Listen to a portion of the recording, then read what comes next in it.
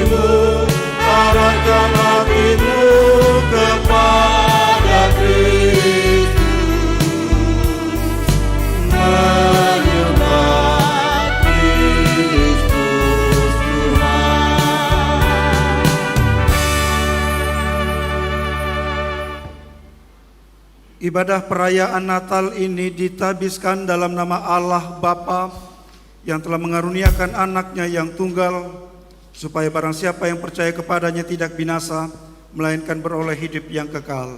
Amin.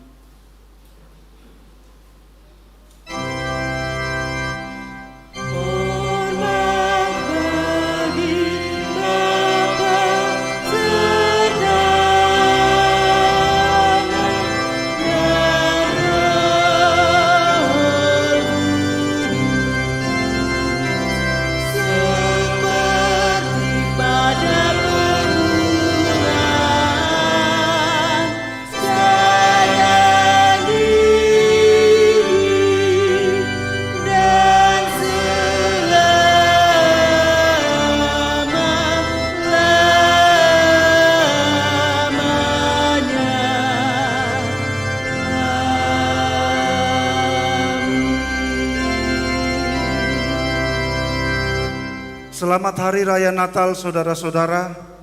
Juru selamat yaitu Kristus Tuhan telah lahir bagi kita. Selamat Hari Raya Natal. Firman itu telah menjadi manusia dan diam di antara kita. Dan kita telah melihat kemuliaannya, yaitu kemuliaan yang diberikan kepadanya sebagai anak tunggal Bapa, penuh kasih karunia dan kebenaran. Yohanes pasal 1 ayat 14 sebagai nats pembimbing. Jemaat kembali menyanyikan nyanyian Kidung Jemaat 178, Karena Kasih-Nya Padaku.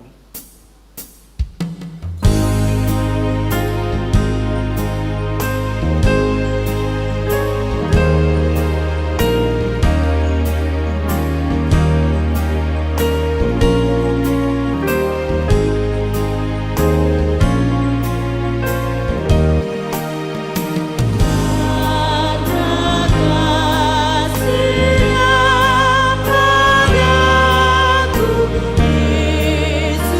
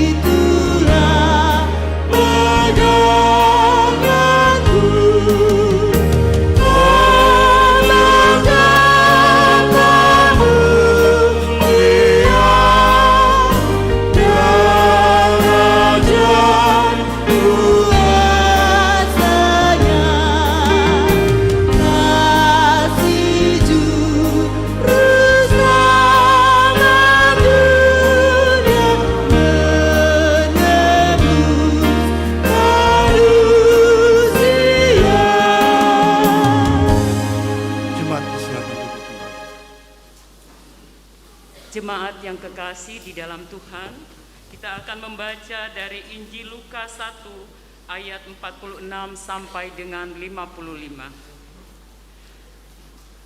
Nyanyian pujian Maria.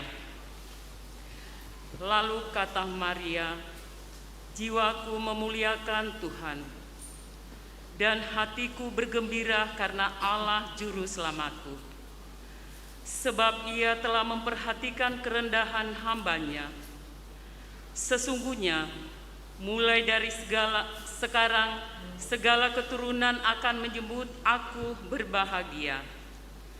Karena Yang Maha Kuasa telah melakukan perbuatan-perbuatan besar kepadaku, dan namanya adalah kudus. Dan rahmat-Nya turun-temurun atas orang yang takut akan Dia. Ia memperhatikan kuasa-Nya dengan perbuatan tangan-Nya dan mencerai-beraikan orang-orang yang congkak hatinya. Ia menurunkan orang-orang yang berkuasa dari tahtanya dan meninggikan orang-orang yang rendah. Ia melimpahkan segala yang baik kepada orang yang lapar dan menyuruh orang yang kaya pergi dengan tangan hampa. Ia menolong Israel hamba-Nya karena Ia mengingat rahmat-Nya seperti yang dijanjikan-Nya kepada nenek moyang kita, kepada Abraham dan keturunannya untuk selama-lamanya. Demikian firman Tuhan. Jemaat sambut dengan menyanyikan nyanyian Kidung Jemaat nomor 99, Kita Sorga Bergema Lahir Raja Mulia.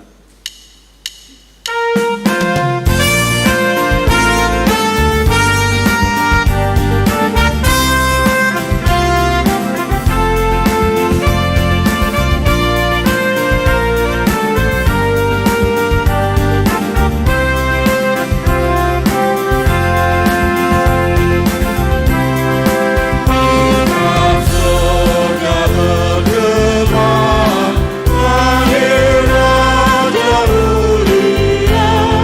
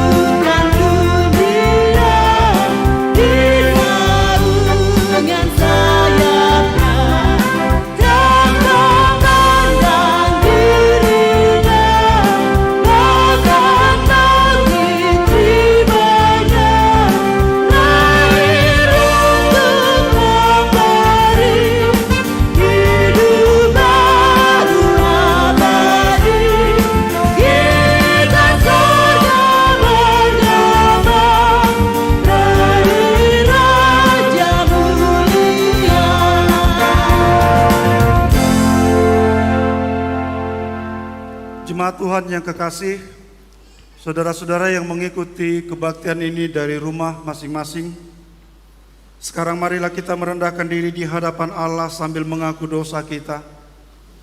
Dan Allah yang Maha Kasih itu akan mengampuni kita seperti kata firman-Nya. Inilah berita yang kami dengar dari Dia dan yang kami sampaikan kepadamu.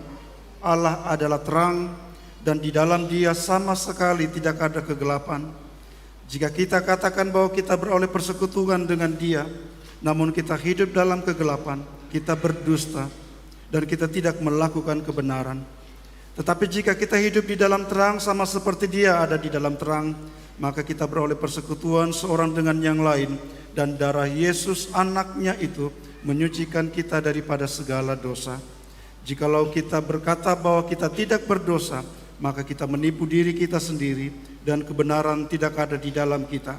Jika kita mengaku dosa kita, maka Ia adalah setia dan adil, sehingga Ia akan mengampuni segala dosa kita dan menyucikan kita dari segala kejahatan.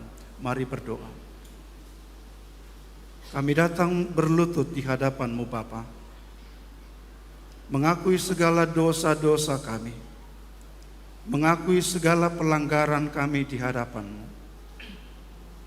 Seluruh hidup kami terbentang di hadapan-Mu. Seluruh kelemahan kami terbuka Bapa. Engkau tahu kami. Engkau mengenal bagian-bagian yang lemah dalam hidup kami. Engkau tahu tempat-tempat di mana kami menunjukkan kegagalan kami untuk setia kepada-Mu dan menaati Engkau. Sekarang Bapa, saat kami hendak datang di hadapan-Mu, saat kami hendak datang menghampiri Engkau, merayakan saat Engkau mengutus putra-Mu itu bagi kami datang mohon kepada-Mu belas kasihan. Sucikanlah kami, bersihkanlah kami seluruhnya dari dosa-dosa kami. Ampunilah pelanggaran kami Bapa,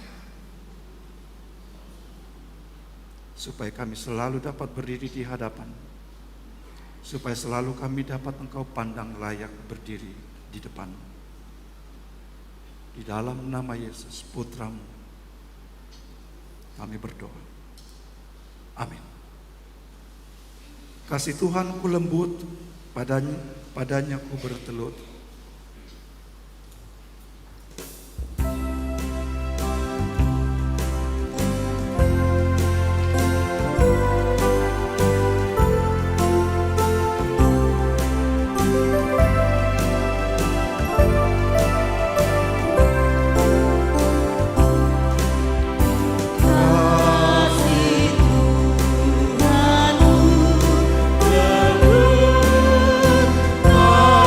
Ada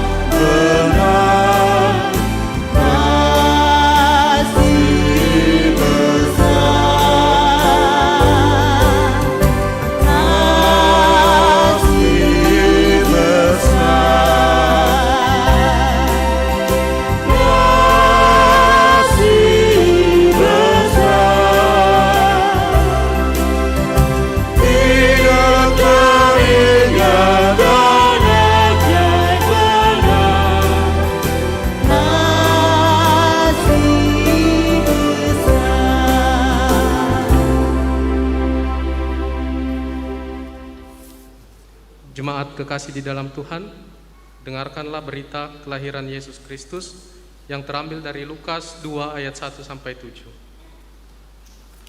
Kelahiran Yesus. Pada waktu itu, Kaisar Agustus mengeluarkan suatu perintah, menyuruh mendaftarkan semua orang di seluruh dunia. Inilah pendaftaran yang pertama kali diadakan sewaktu Kirenius menjadi wali negeri di Syria. Maka pergilah semua orang mendaftarkan diri masing-masing di kotanya sendiri. Demikian juga Yusuf pergi dari kota Nazaret ke Galilea, ke Yudea, ke kota Daud yang bernama Betlehem, karena ia berasal dari keluarga dan keturunan Daud, supaya didaftarkan bersama-sama dengan Maria tunangannya yang sedang mengandung. Ketika mereka di situ, tibalah waktu bagi Maria untuk bersalin, dan ia melahirkan seorang anak laki-laki, anaknya yang sulung, lalu dibungkus dengan lampin dan dibaringkannya di dalam palungan, karena tidak ada tempat bagi mereka di rumah penginapan. Demikian firman Tuhan. Jemaat, mari sambut berita kelahiran Yesus Kristus dengan menyanyikan Kidung Jumat 118, Sungguh Mulia.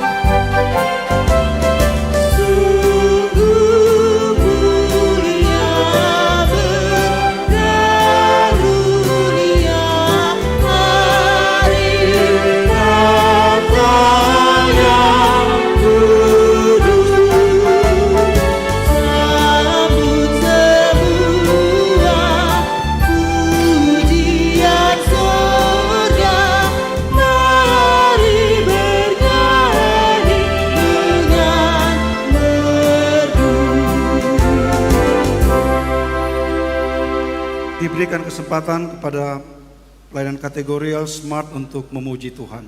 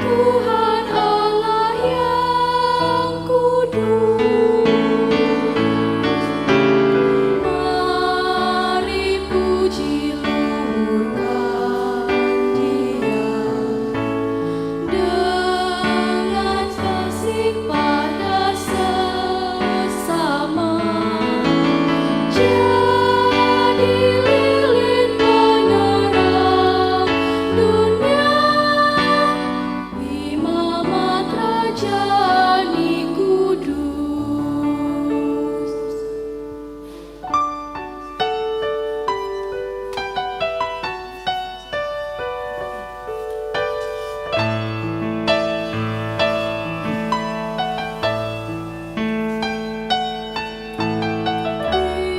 Bila sinar pagi menjelang, dengar kicau burung nan riang, menyanyikan kidung pujian pada halik alam semesta. Buka mata hatimu, teman, jangan lupa bersalah teduh, berdoa dan baca firman-Nya, sumber kekuatan hidupmu.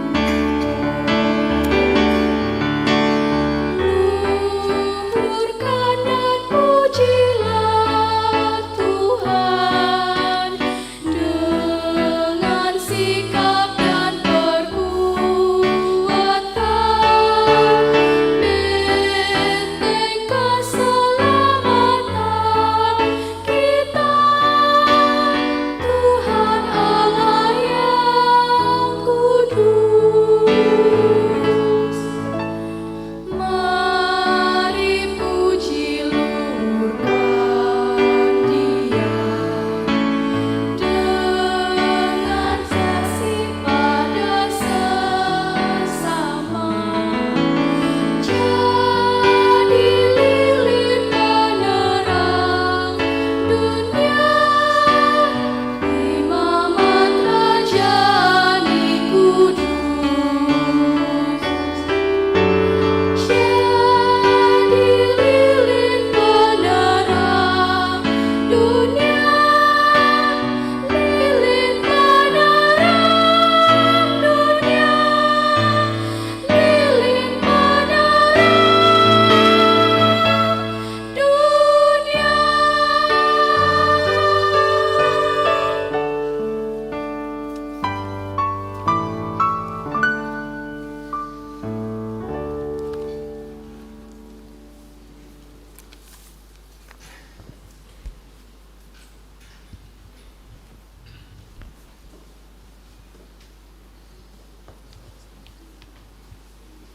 Tuhan menyertai saudara-saudara. Bapa di dalam surga, ini kami anak-anak-Mu. Ini kami yang datang dengan kegembiraan, dengan sukacita, mengingat bahwa hari ini Engkau mengutus putra-Mu ke tengah-tengah dunia ini. Saat kami berkumpul bersama-sama Bapa, datang di hadapan-Mu, kami rindu mendengarkan suara-Mu. Buatlah kami memahami Bapa dengan lebih dalam lagi.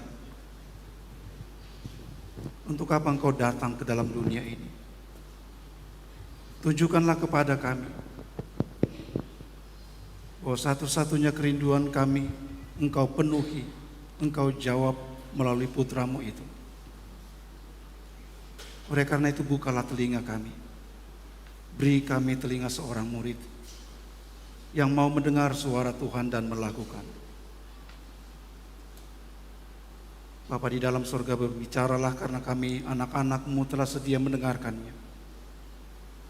Di dalam nama Tuhan Yesus putra-Mu itu yang mengajar kami berdoa bersama. Bapa kami yang di surga, dikuduskanlah nama-Mu. Datanglah kerajaan, jadilah kehendak-Mu di bumi seperti di surga. Berikanlah kami pada hari ini makanan kami yang secukupnya. Dan ampunilah kami akan kesalahan kami, seperti kami juga mengampuni orang yang bersalah kepada kami. Janganlah membawa kami ke dalam pencobaan, tetapi lepaskanlah kami daripada yang jahat. Karena Engkau-lah yang punya kerajaan dan kuasa dan kemuliaan sampai selama-lamanya. Amin. Saudara-saudara yang kekasih, bagian Alkitab yang menjadi dasar pemberitaan dalam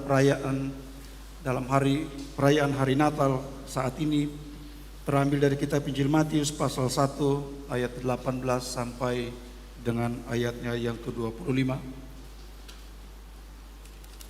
Injil Matius pasal 1 ayat 18 sampai dengan ayat 25.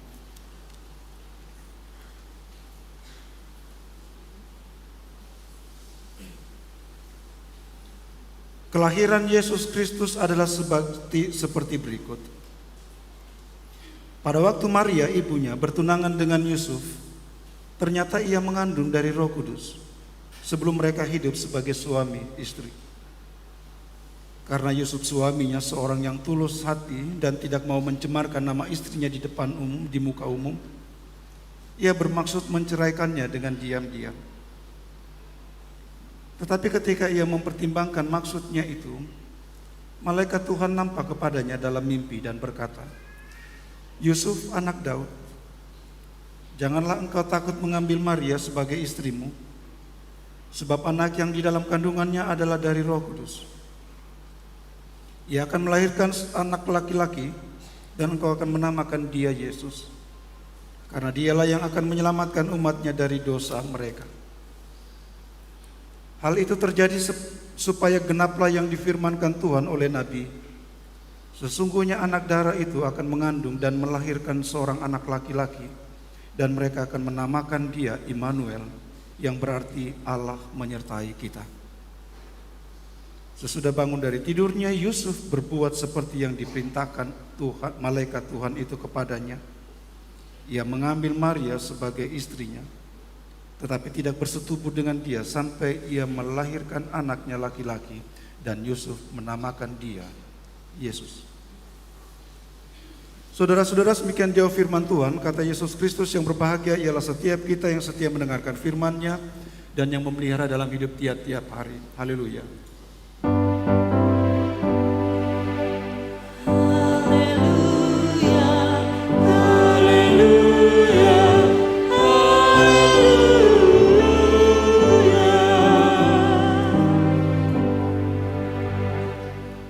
Jemaat yang kekasih, saudara-saudara yang mengikuti di rumah, ketika seorang anggota keluarga atau orang terdekat kita berulang tahun, ada sebuah kebiasaan yang kita lakukan. Kita bela-belain tunggu jam 12 malam, kita mau bikin surprise.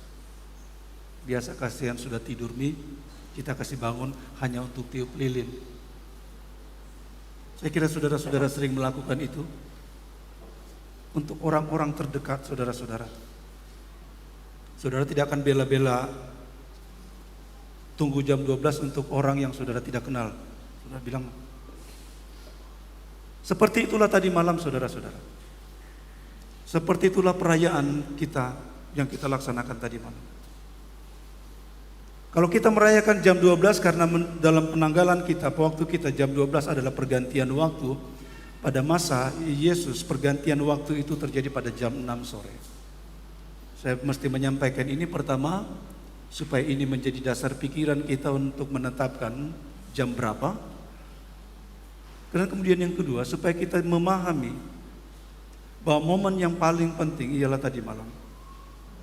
Kita tidak merayakan pohon tadi malam. Kita merayakan saat di mana ia datang. Kita merayakannya sebagai orang-orang yang dekat. Maaf, saya tidak bilang yang tidak datang tadi malam tidak dekat, tidak. Hari ini hari nasional. Ini tanggal merah. Orang mau kenal Yesus, percaya Yesus atau tidak, hari ini tanggal merah, dia enggak. Seperti itu. Ini penjelasan saya tentang kegiatan kita tadi malam, supaya kita tidak melihat ini hanya sebuah tambahan-tambahan liturgi saja. Nah saudara-saudara, dalam perayaan Natal hari ini, hari Natal hari ini, dari teks Alkitab yang kita baca tadi, kita akan memeriksa bersama-sama Mengapa Yesus dinamakan Immanuel? Apa yang penting yang hendak Matius tunjukkan kepada kita ketika Matius menunjuk bahwa Yesus adalah Immanuel, seorang yang pernah dinubuatkan sebelumnya. Karena itu kita akan belajar bersama-sama tentang itu, saudara-saudara. Karena kata ini tidak asing bagi kita. Ada gereja Immanuel, ada pendeta Immanuel. Kalau tidak salah di PLN ada jalan Immanuel ya. Oh ada jalannya Pak Pendeta Immanuel. Kita biasa dengan kata itu dan saya berharap kita dapat memahami apa yang Tuhan mau ketika Dia menaruh putranya itu dan menyebut Dia Immanuel. Apa keuntungan yang saya dan saudara-saudara peroleh dari Dia?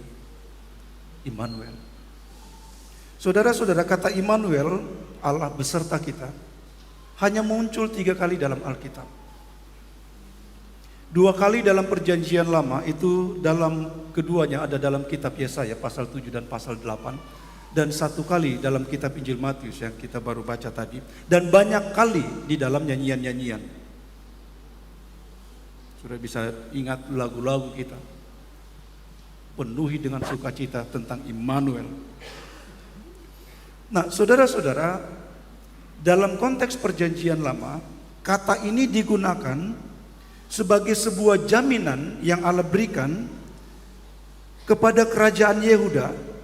Kerajaan Yehuda, seperti yang saudara-saudara tahu, sesudah Salomo, kerajaan Israel Raya yang waktu itu Daud rajanya, satu Daud, kemudian terbagi 2.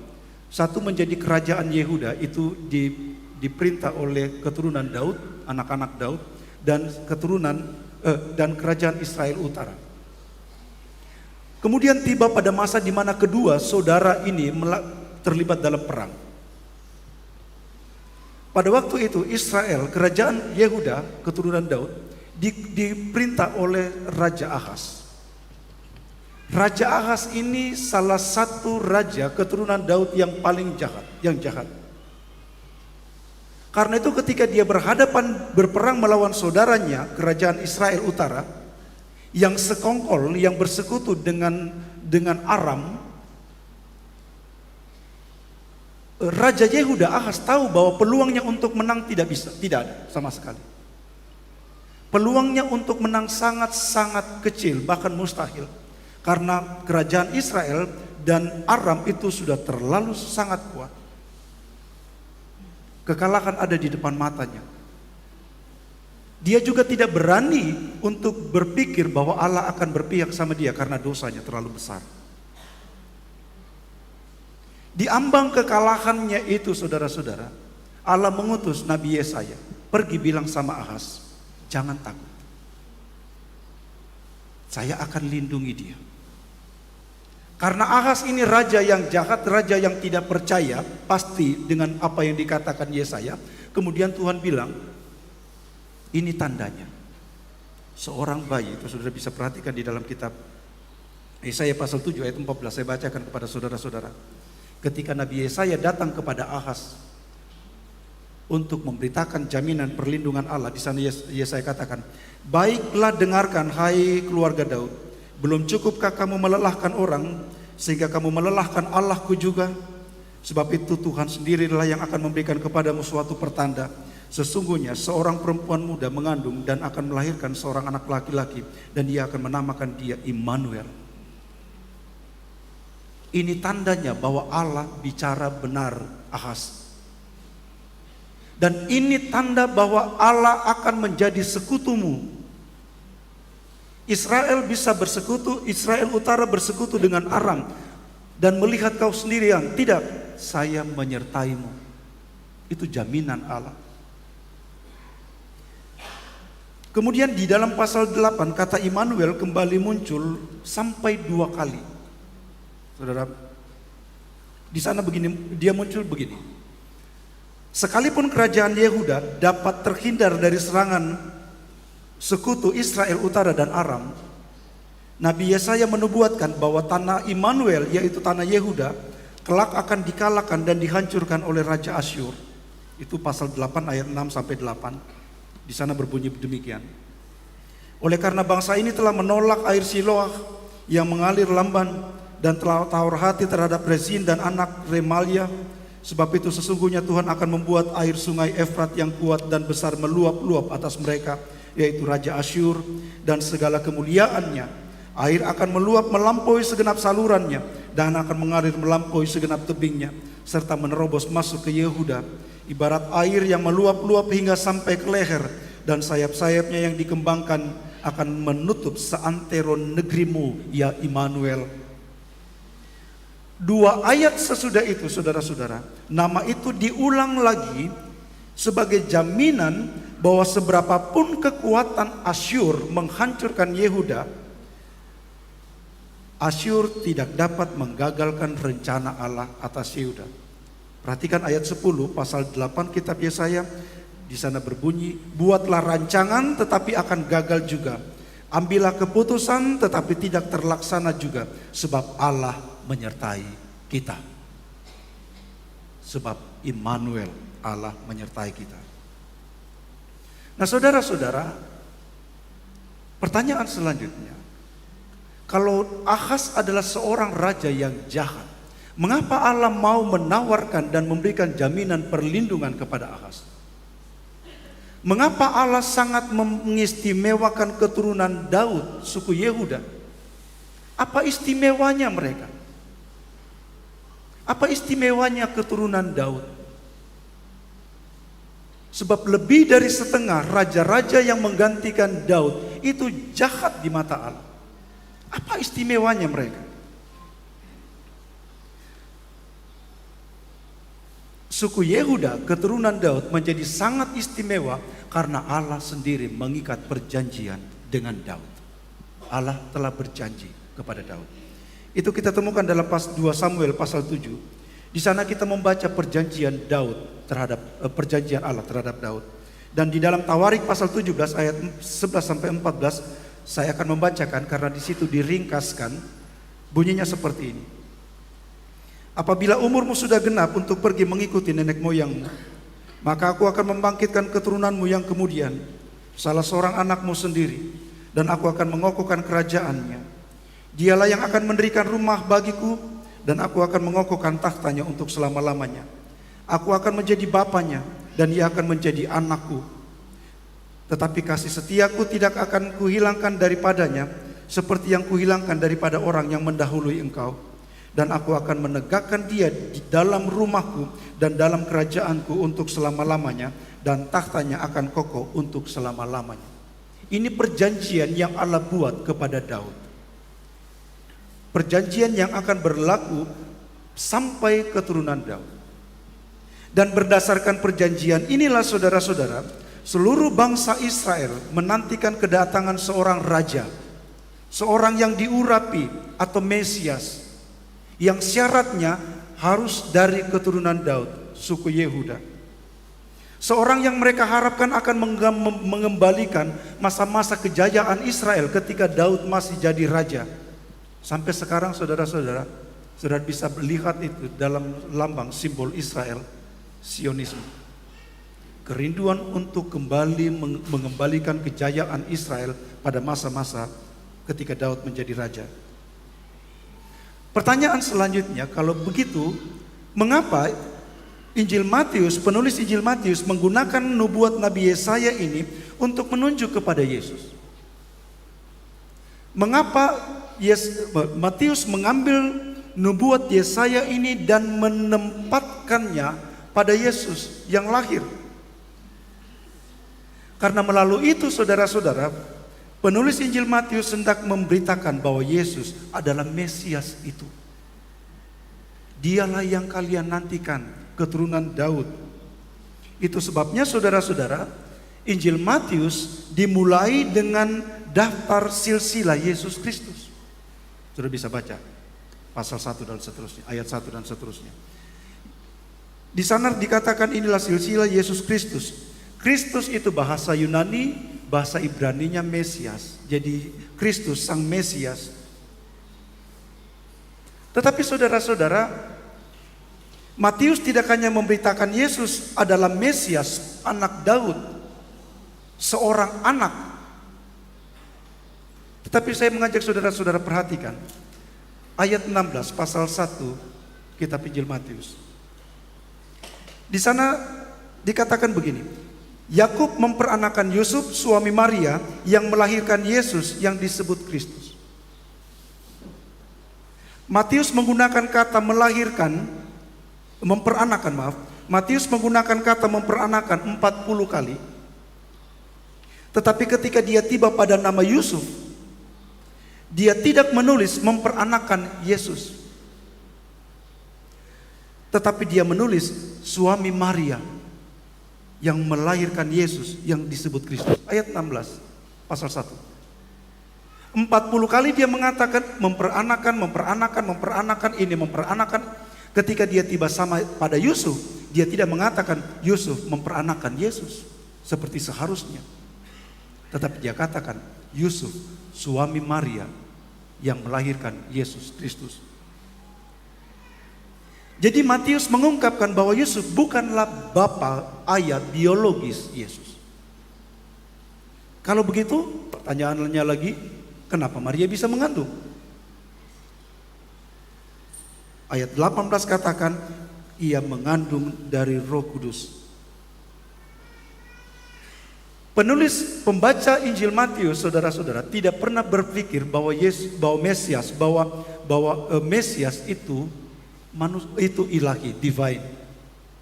Mereka hanya berpikir Mesias itu manusia seperti kita. Cuma dia hebat, dia memiliki kehebatan yang luar biasa. Mereka tidak pernah berpikir Mesias itu divine, ilahi. Itu sebabnya ketika Yesus mengatakan bahwa dia anak Allah, kemudian dia dituduh sebagai penghujat Allah dan karena itu dia dihukum mati. Itu kita baca dalam pasal 22 ketika Yesus bertanya kepada orang Farisi, menurut kalian siapa itu Mesias? Mereka jawab, Mesias itu anak Daud. Betul. Tetapi kemudian Yesus katakan, kalau dia anak Daud, kenapa Daud menyebut dia Tuhan? Sampai di sini saudara-saudara, saya berharap saudara-saudara menangkap bahwa Matius hendak menunjukkan bahwa Yesus yang lahir bukan hanya manusia, tetapi juga Allah sendiri. Karena dia Allah, maka dia dapat disebut, dinamakan Immanuel. Kalau Yesus hanya manusia, dia tidak dapat disebut Immanuel. Dia tidak dapat menyertai saya dan saudara-saudara. Dia hanya ada pada 33 tahun yang lalu ketika dia lahir di dunia ini. Tetapi sesudah itu dia tidak dapat hadir lagi kalau dia manusia. Dia adalah Immanuel. Dia adalah Allah yang menyertai kita. Melalui Yesus Kristus Allah mau dia dekat kepada kita. Saudara-saudara bayangkan, melalui pribadi Yesus Kristus, Allah yang kita bayangkan itu ada di dalam surga saja, sekarang dapat kita saksikan, kita dapat lihat, kita dapat dekat dengannya. Kita dapat berbicara kepadanya seperti yang dilakukan oleh para murid. Kita dapat berdoa kepadanya seolah-olah dia dekat sekali. Dia dapat berjalan, dia dapat berbicara kepada saya dan saudara-saudara. Saudara tidak perlu pergi ke sorga untuk bertemu dengan dia. Saudara tidak perlu pergi ke sorga untuk memperoleh kekuatannya. Saudara cukup datang kepadanya, berbicara kepadanya. Ayat 21 mengatakan, ia akan melahirkan seorang anak laki-laki dan engkau akan menamakan dia Yesus karena dialah yang akan menyelamatkan umatnya dari dosa mereka. Kalau Yesus manusia, dia tidak dapat menyelamatkan saya dan saudara-saudara. Ingat, berulang-ulang saya menyebut Mazmur 49 ayat 8 dan 9. Kalau Yesus manusia saja, kita tidak dapat selamat. Dia tidak dapat melakukan apapun. Karena darahnya sama dengan darah kita, darah orang berdosa. Kecuali dia Allah. Karena itu Yesus disebut Immanuel. Dia adalah Allah yang sekarang ada di tengah-tengah kita. Saudara-saudara, kebenaran ini berlaku sampai selama-lamanya. Allah mau dekat pada kita. Allah mau hadir di tengah-tengah keadaan kita. Dia tidak pernah meninggalkan kita. Saya tidak akan pernah meninggalkan kau, tidak akan aku lupakan. Saudara ingat lagu itu? Melalui Yesus Kristus Allah menunjukkan kepada kita, kalau di dalam kitab Yesaya tadi Immanuel itu hanya simbol, hanya tanda, sebuah pertanda, tetapi di dalam pribadi Yesus, di dalam Yesus Kristus dia pribadi. Dia menyertai saya dan saudara-saudara. Dan bahkan ketika ia naik ke surga, dia memberikan kepada saya dan saudara-saudara rohnya. Berita ini ditujukan kepada saya dan saudara-saudara. Berita ini ditujukan kepada kita jemaat Oraet Labor. Beberapa di antara saudara-saudara hari ini merasa sendirian. Keluarga Edis Roya, keluarga Penatu Maksimum Bonde, keluarga Penatu Effendi Patulang. Beberapa saudara-saudara datang tidak seperti tahun-tahun yang lalu. Saudara merindukan seseorang. Saudara datang dengan duka cita. Tetapi saudara tidak sendirian. Saudara memiliki Immanuel, Yesus Kristus. Saudara memiliki Dia yang akan menguatkan saudara-saudara. Dia sekutu saudara-saudara. Dia sekutu saudara-saudara. Dia yang bilang, Bapak Ibu, saya akan menyertai sampai pada kesudahan zaman. Kau bisa mati, kau akan mati, tetapi saya akan menyertaimu sampai kesudahan zaman. Itu juga berlaku ketika saya terbaring. Orang bilang saya terbaring di tempat itu. Yesus bilang tidak, saya menyertainya sampai kesudahan zaman. Ketika saudara-saudara bergumul dengan keadaan tiap-tiap hari, keadaan ekonomi, pekerjaan saudara-saudara, saudara tidak sendirian. Yesus menyertai saudara-saudara.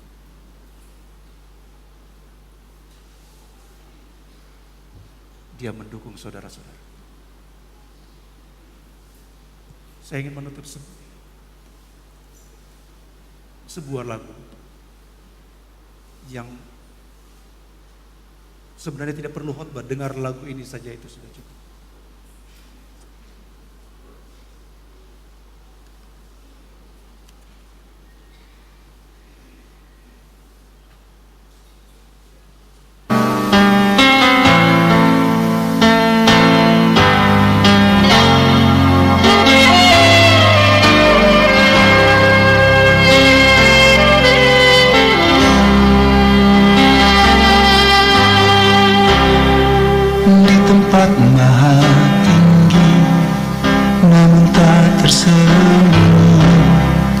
Kasih sayang Tuhan,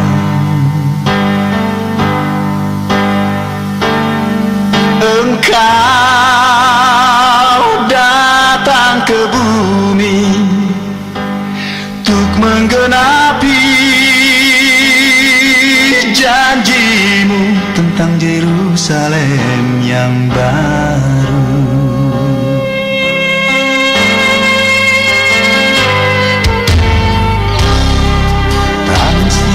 Berganti mata datang kini, undang jadi hati. Damaikan diri ini, dia satukan yang terputus dan dia hapus tangisan dan air mata.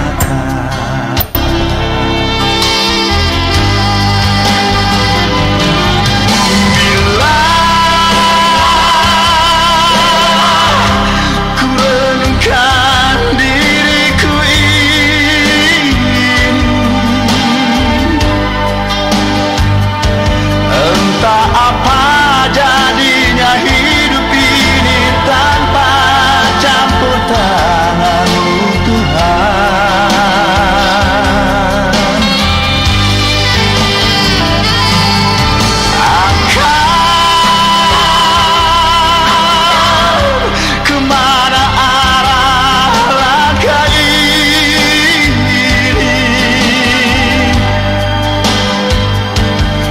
Entah di mana, bagaimana, dari mana akan datang pertolongan.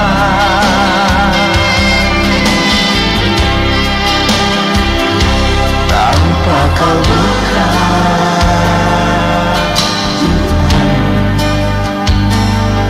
tirai kasih-Mu, Tuhan, maka impian takkan ada di depanku, hanyalah jurang yang menganga.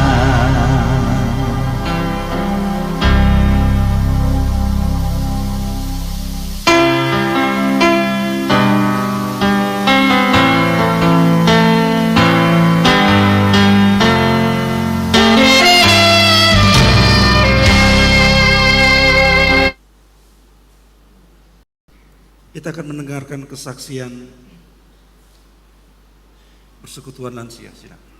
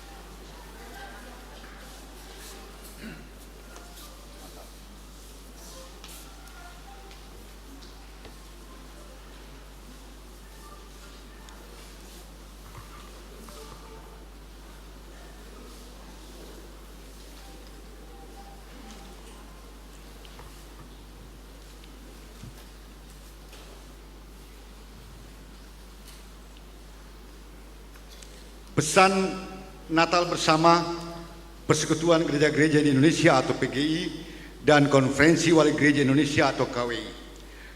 Cinta kasih Kristus yang menggerakkan persaudaraan. Bandingkan 1 Petrus 1 ayat 22. Karena kamu telah menyucikan dirimu oleh ketaatan kepada kebenaran, sehingga kamu dapat mengamalkan kasih persaudaraan yang tulus ikhlas. Hendaklah kamu bersungguh-sungguh saling mengasihi dengan segenap hatimu.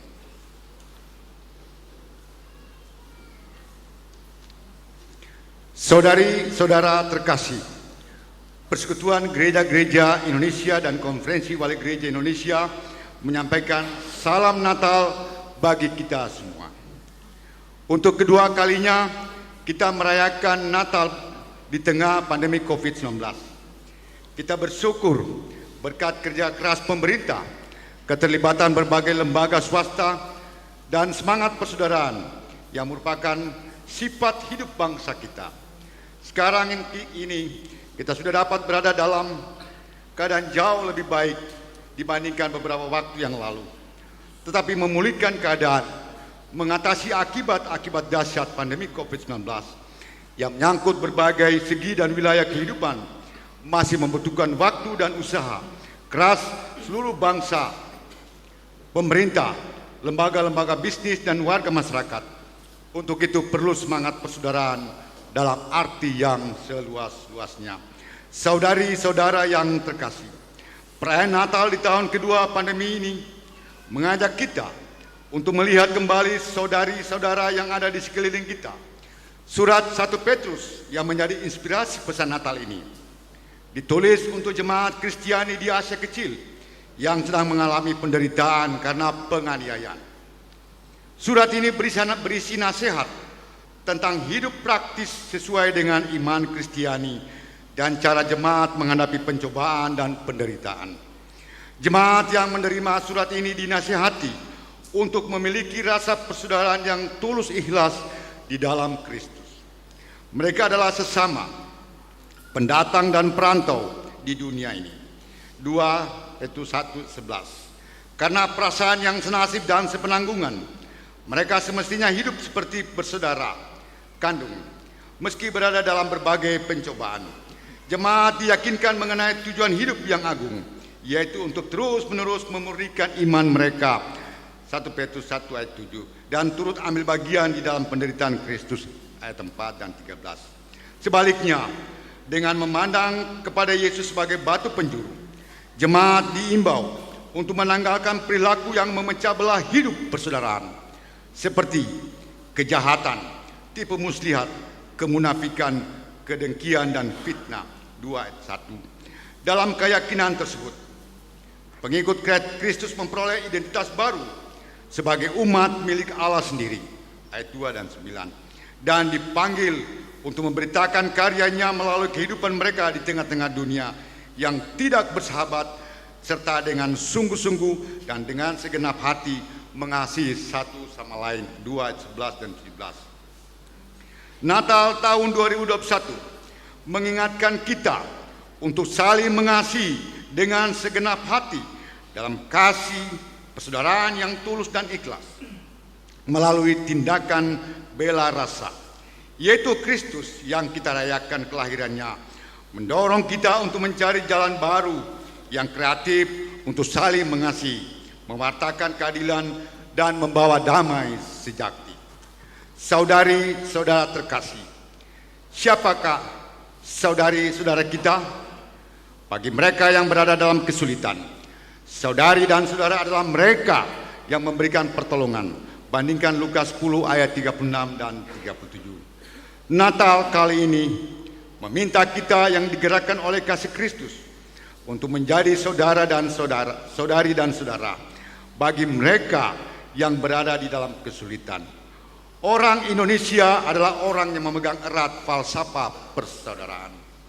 Seperti jemaat yang menerima surat 1 Petrus, kita dengan sesama warga bangsa mesti menghidupi persaudaraan yang melampaui ikatan darah atau identitas primordial lainnya dengan cara berbela rasa dengan menghidupi persaudaraan yang melampaui ikatan darah atau identitas primordial.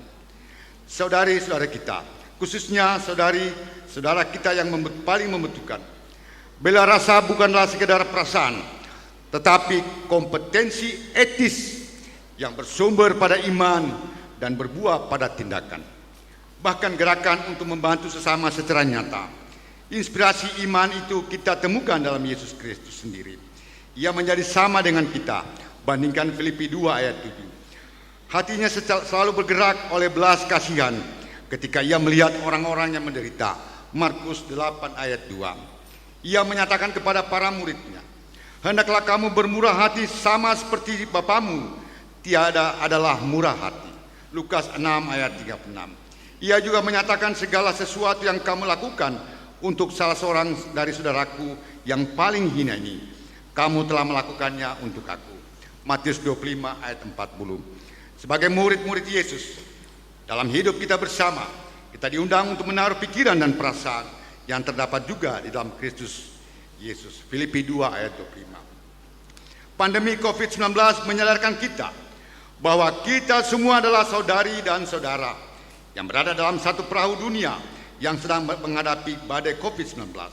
Dalam situasi ini, falsafah hidup persaudaraan sebagai karakter khas orang Indonesia menjadi semakin bermakna dan semakin mendesak untuk kita batinkan dan wujudkan. Sebagai saudari dan saudara, kita diharapkan untuk saling menunjukkan kasih melalui aksi nyata. Persaudaraan yang sejati akan memupuk semangat bela rasa. Semangat bela rasa sebagai kompetensi etis yang bersumber pada iman Kristiani. Akan memunculkan pertanyaan yang mungkin mesti kita jawab bersama-sama sebagai saudari dan saudara. Apa yang harus kita lakukan supaya lingkungan hidup menjadi semakin manusiawi? Ketika jawaban terhadap pertanyaan itu kita temukan melalui kontemplasi dan analisa sosial, diperlukan kompetensi etis yang kedua, yaitu kerjasama di antara kita. Dari dinamika ini akan muncul gerakan-gerakan yang baru yang kreatif untuk menanggapi tantangan yang disebabkan oleh pandemi COVID-19 yang menyangkut berbagai segi kehidupan manusia. Dengan hidup saling menolong sebagai ungkapan bela rasa satu sama lain, kasih Kristus dihadirkan secara nyata dan kita alami bersama. Mari kita mengambil waktu untuk khusus untuk menjadi saudari dan saudara bagi siapapun yang membutuhkan pertolongan. Karena apapun yang kita lakukan bagi saudari-saudara kita, khususnya yang paling membutuhkan, kita melakukannya bagi Kristus. Matius 25 ayat 31 dan 46. Tuhan memberkati. Selamat Natal tahun 2001 dan Tahun Baru 2022. Jakarta 1 Desember 2021. Atas nama Persekutuan Gereja-Gereja di Indonesia PGI, Pendeta Gomar Gultom, Ketua Umum. Pendeta Jack Levin F. Maneputi, Sekretaris Umum. Konferensi Wali Gereja Indonesia KW, Ignatius Kardinal Suharyo, Ketua. MGR Antonius S. Bunyamin EOSC, Sekretaris Jenderal. Terima kasih.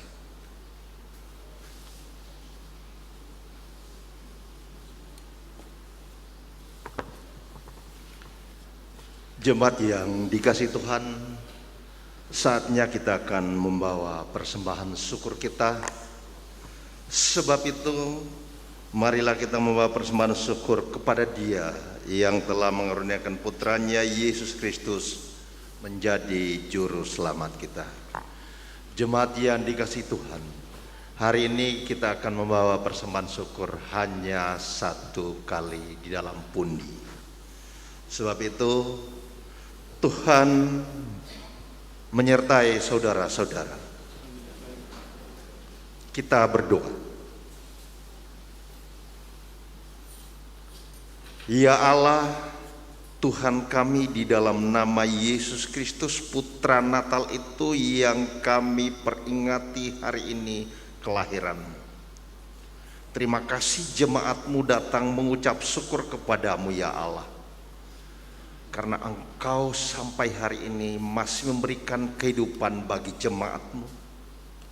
Dan jemaat-Mu boleh datang bersekutu beribadah di hari kelahiran Tuhan kami Yesus Kristus. Terima kasih ya Allah.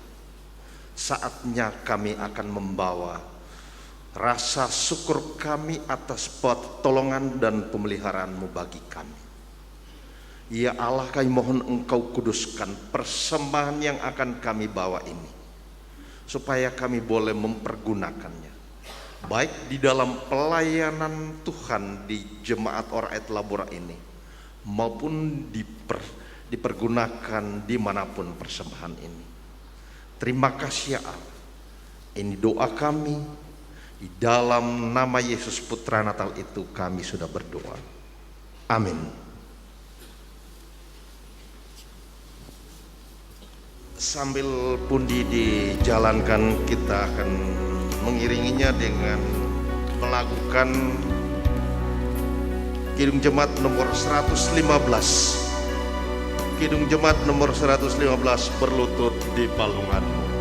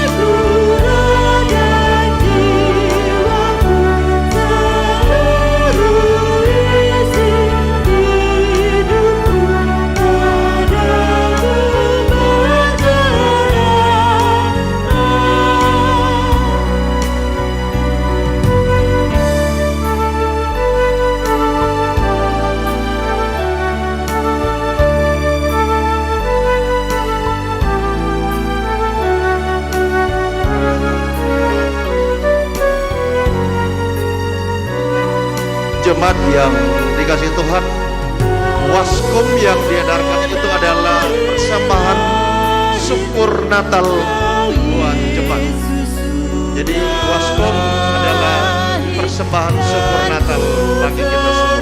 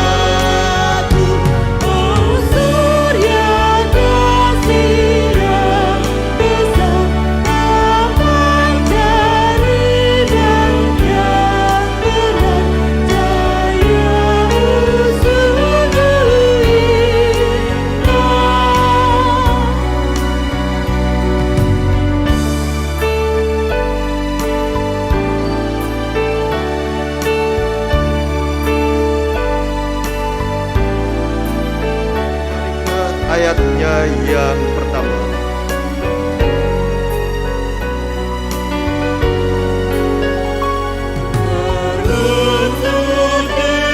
Hati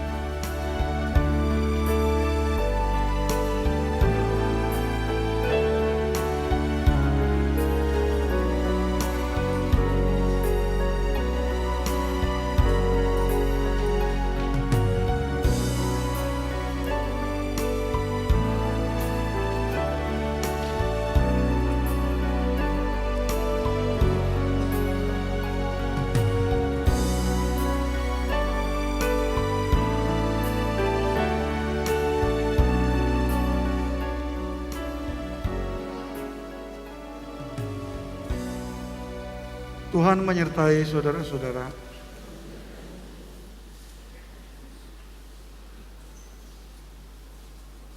Bapa di dalam surga, kami datang kepadamu menaikkan syukur kami.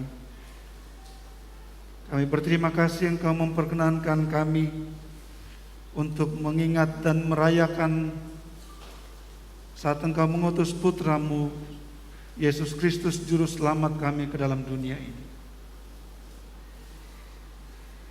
Melaluinya Engkau hendak mengingatkan kami bahwa kami memiliki penyelamat, bahwa kami memiliki Sang Juru Selamat itu. Engkau sendiri, melalui Dia Engkau sendiri datang ke tengah-tengah kami. Melalui pribadi Yesus Kristus Tuhan kami, Engkau menghampiri kami. Engkau mau dekat pada kami, Bapa.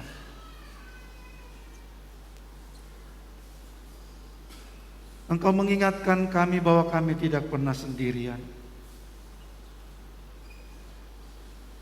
Ketika kami mengingat hidup yang kami jalani dan semua bebannya, Bapa. Ketika kami memeriksa keadaan kami, ketidakberdayaan kami,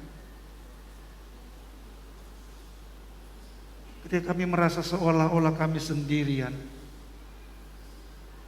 Engkau mengingatkan kami lagi bahwa Engkau mau dekat pada kami. Engkau menyertai kami. Oleh karena itu saat kami berkumpul bersama-sama ini, Bapa, kami mau menaikkan syukur kami. Terima kasih Engkau mengingatkan kami lagi, Bapa. Bahwa kami memiliki penyelamat yang datang untuk menunjukkan kepada kami bahwa pengampunan dosa tersedia bagi kami, dan bahwa melaluinya kami menjadi milik-Mu, kepunyaan. Terima kasih Bapa di dalam surga. Karena itu buatlah saat kami duduk bersama-sama merayakan peristiwa kedatangan Juru Selamat kami, ketika kami kembali melanjutkan tanggung jawab hidup masing-masing kami tahu siapa kami dalam dunia ini. Kami tidak sendirian. Kami berada di dalam persekutuan bersama-sama dengan Putra-Mu itu. Kami berada di dalam sekutu bersama dengan Dia. Karena itu Bapa, biarlah kehadiran-Mu akan terus menguatkan dan meneguhkan kami lagi. Biarlah Immanuel akan terus menopang kami melalui hari-hari hidup yang akan kami jalani. Hari, minggu, dan bulan terbentang di hadapan kami. Segala yang rahasia ada di hadapan kami, tetapi kami bersuka. Kami tahu bahwa kami berjalan bersama-sama dengan Tuhan kami. Bapa di dalam surga ini, kami anak-anak-Mu. Dan biarlah semua yang kami kerjakan di hadapan menyempurnakan sukacita kami. Saat kami hendak kembali ke tengah-tengah keluarga-keluarga kami hendak merayakan bersama-sama dengan semua orang yang kami kasihi. Berkati kami Bapa. Sempurnakanlah kegembiraan kami. Bukan karena apa yang kami sediakan di dalam rumah-rumah kami. Bukan karena apa yang kami sediakan, kami lakukan di dalam rumah-rumah kami. Terutama karena kami tahu bahwa kami adalah orang-orang yang telah Engkau selamatkan oleh karena Putra-Mu yang lahir itu. Dan biarlah itu yang menjadi dasar dari semua sukacita kami. Saat kami hendak berkumpul bersama dengan semua saudara-saudara kami, anggota keluarga kami, saat kami akan melakukan perkunjungan, saling berkunjung satu dengan yang lain, berkatilah rumah tangga kami, supaya setiap orang yang masuk di dalamnya menyaksikan sukacita yang kami alami dan pulang sebagai orang-orang yang bersukacita pula. Kami juga datang berdoa menyerahkan saudara-saudara kekasih kami, mereka yang tidak dapat bersama-sama kami, mereka yang akan melakukan perjalanan pada hari ini, mereka yang tidak dapat meninggalkan tanggung jawab kerja mereka. Kami teringat saudara-saudara kami yang telah meninggalkan kota Kendari ini, berkumpul bersama dengan semua saudara-saudara mereka di kampung halaman atau di mana saja. Buatlah sukacita kami bersama-sama Bapa menjadi sempurna. Buatlah kegembiraan kami alami bersama-sama dimanapun mereka berada. Beberapa saudara-saudara kami tidak dapat hadir oleh karena mereka terbaring di rumah-rumah kediaman masing-masing. Kami berdoa pula bagi mereka ya Allah, supaya tidak ada satupun yang dapat merampas sukacita mereka di dalam Engkau, entah oleh sakit penyakit, oleh apapun. Kami juga datang kepadamu secara harus menyebut di hadapanmu kekasih kami keluarga Bapak Amari Makara, Ibu Elis Roya. Engkau mengenal duka cita yang mereka alami, tetapi kami tahu Tuhan, Roh-Mu bekerja. Kami tahu Engkau menguatkan mereka, bahwa mereka tidak sendirian. Ingatkan kami semua Bapa, tidak ada satupun bagian dalam hidup ini Engkau membiarkan kami sendirian. Engkau telah berjanji, Engkau tidak akan pernah membiarkan kami sendirian. Engkau telah menyerahkan putra-Mu yang lahir hari ini sebagai jaminan. Karena itu tolonglah kami untuk mempercayainya. Tolonglah kami yang lemah ini untuk mempercayai jaminan-Mu itu, supaya keadaan hidup yang bagaimanapun juga, kesusahannya, kesakitannya Bapa, tidak ada yang sanggup, tidak ada yang sanggup membuat kami melupakan, merampas sukacita kami di dalam Engkau. Bapa di dalam surga, seperti Engkau membawa kami ke tempat ini, saat kami hendak pulang, bawa kembali kami, dan biarlah sukacita kami menjadi sempurna karena penyertaan. Di dalam nama Yesus, Putra Natal itu Bapa, Putra, kami menaikkan puji-pujian dan syukur kami. Amin.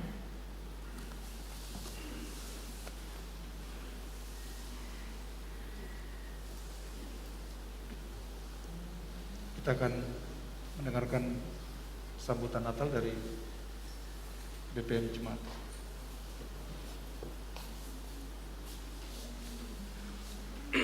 Selamat pagi, Shalom. Puji Tuhan kita boleh berjumpa lagi kembali dalam penyembahan kita dalam perayaan Natal pada saat ini. Tadi saya tertarik dengan persembahan pujian dan permainan angklung dari lansia. Luar biasa ya. Kalah PK Perki dengan PKB kayaknya ini.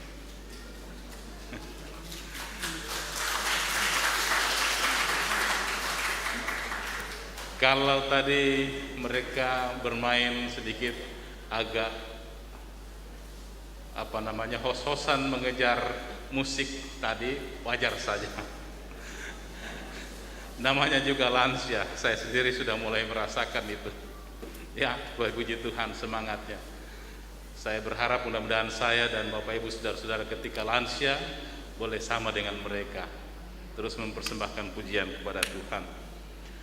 Bapak Ibu saudara-saudara, sejak kemarin saya lihat media online, orang pada sibuk ya dengan berbagai kegiatan di dapur mereka. Pasti tadi malam Bapak Ibu saudara-saudara begadang ya, karena mempersiapkan. Jadi saya mau menyapa dalam bahasa ibu saya, menasu mereka. Iya. Jadi bahasa ibu kami itu lucu. Kalau lewat rumahnya orang atau datang ke rumahnya orang bukan selamat malam, shalom, tapi manasu mereka. Ya, ucapan itu punya falsafah yang sangat dalam ya. Ketika kita mengucapkan itu kita mengatakan kita adalah bagian dari keluarga. Ya, manasu mereka. Jadi Bapak Ibu saudara-saudara kalau ke rumah katakan manasu mereka ya. Ya Bapak Ibu saudara-saudara yang dikasih dalam Tuhan, hari ini kita bersuka cita karena kita boleh berkumpul lagi dalam perayaan Natal Tuhan kita Yesus Kristus. Jikalau kita mau membandingkan tahun-tahun sebelumnya, kita sangat bersuka cita hari ini. Pengalaman pelayanan yang saya alami teristimewa tahun lalu, jangankan ibadah hari Minggu, perayaan Natal pun juga Bapak Ibu saudara-saudara, ada beberapa jemaat yang tidak merayakan seperti kita. Bagaimana kira-kira perasaan kita sebagai umat Tuhan yang harus merayakan kedatangan Tuhan kita Yesus Kristus? Karena itu hari ini betul-betul sukacita yang luar biasa yang kita alami. Kita boleh berkumpul bersama-sama anak-anak Tuhan di Jemaat Orel di tempat ini untuk bersukacita merayakan Natal Tuhan kita Yesus Kristus. Tetapi di balik itu, di tengah sukacita kita juga ada saudara-saudara kita seperti yang dikatakan oleh Pak Pendeta tadi, mengalami duka mereka. Saya bisa merasakan itu Bapak Ibu saudara-saudara, karena tepat di momen kita merayakan sukacita Natal 5 tahun, hampir 5 tahun yang lalu, saya juga mengalami duka yang sama. Jadi dalam sukacita itu juga ada duka yang kita alami. Tetapi percayalah, apa yang Tuhan izinkan di dalam kehidupan kita, Dia tidak akan membiarkan kita. Kami dari segenap majelis jemaat akan terus mendukung pergumulan Bapak Ibu saudara-saudara yang dialami pada saat ini. Dan saya tidak berpanjang-panjang, permohon maaf yang sebesar-besarnya buat kita semua yang hadir pada saat ini, karena kami dari pihak majelis tidak mempunyai gambaran bahwa anggota jemaat akan datang, ya katakanlah membludak seperti ini. Karena pengalaman saat Natal tanggal 20, perayaan Natal tanggal 20 yang lalu, kami mempersiapkan gedung di sebelah, ternyata tidak ada yang mau ke sana, dan pada saat itu juga tidak sebanyak ini. Jadi tidak ada gambaran kita.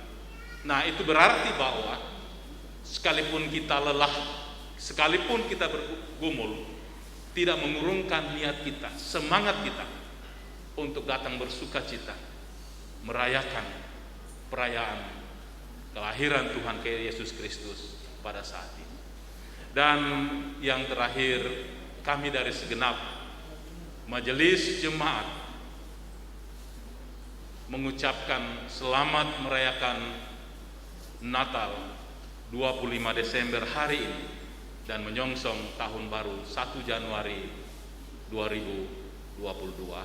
Tuhan Yesus memberkati kita. Shalom.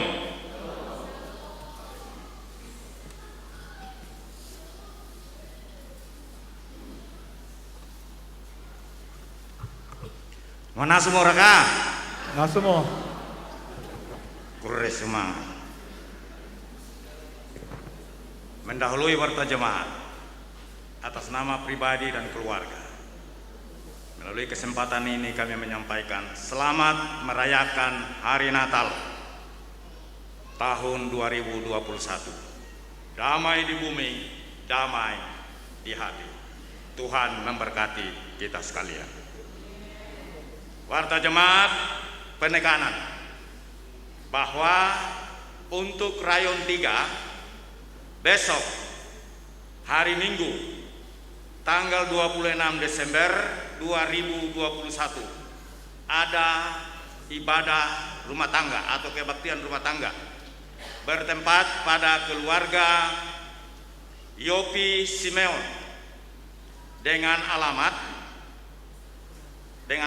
rumah di rumah orang tuanya, yaitu di rumah Bapak Harun Simeon, dengan alamat rumah di Lorong Suzuki depan bengkel BU Powatu, yang akan dilaksanakan pada jam 5 sore.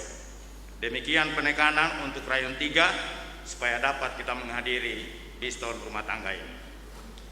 Yang kedua, besok hari Minggu tetap dilaksanakan kebaktian Minggu 3 kali, yaitu jam pertama dilaksanakan pada jam 7.30, jam kedua dilaksanakan pada jam 10.00, dan jam ketiga dilaksanakan pada jam 17.00 atau jam 5 sore. Secara khusus untuk ibadah jam kedua besok yang akan dilaksanakan jam 10, itu akan dirangkaikan dengan baptisan kudus. Demikian penekanan untuk warta jemaat. Dan yang terakhir, sidang jemaat yang hadir mengikuti perayaan Natal tanggal 25 Desember tahun 2021 di masa COVID-19, laki-laki 260 orang, perempuan 2 kali lipat, 462 orang, jumlah 722 orang. Demikian warta jemaat, Tuhan memberkati kita sekalian. Salam. Berarti lebih banyak ibu-ibu pagi ini. Jadi kalau sebentar banyak yang hangus, mengerti saja. Karena ibu-ibu. Saudara-saudara, mari kita mengakhiri ibadah hari Natal ini. Saya jemput berdiri. Kita menyanyikan bersama Kiring Jumat 127, Kandang Domba Itu Rumahnya.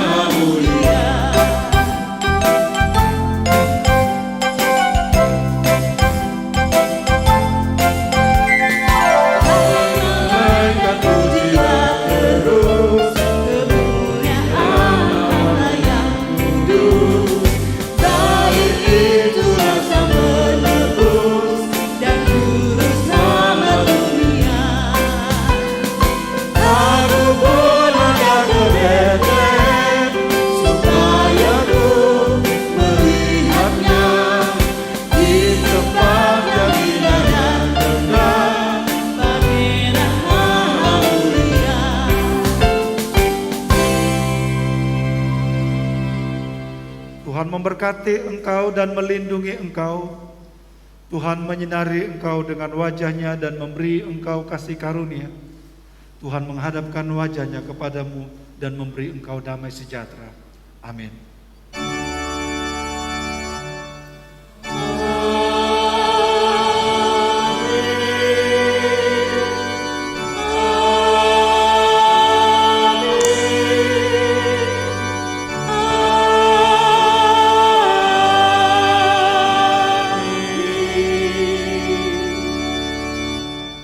Jemaat yang dikasihi Tuhan, sambil kita berdiri mengakhiri ibadah ini, kita akan menyanyi pujian yang berkata, "Hai siarkan di gunung," ayat 1 dan ayatnya yang ketiga.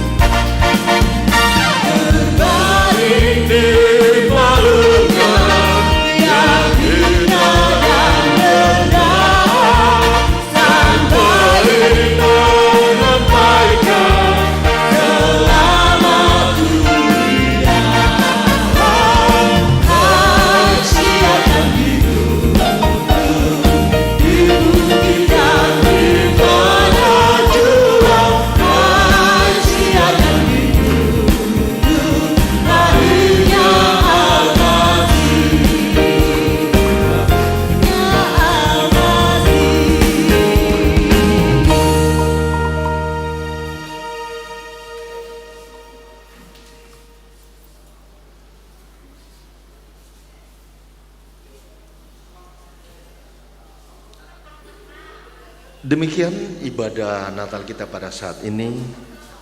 Majelis Jemaat Oraet Labu Ragnari mengucapkan selamat Hari Natal 25 Desember 2021 dan selamat menyongsong Tahun Baru 1 Januari 2022. Tuhan memberkati kita semua.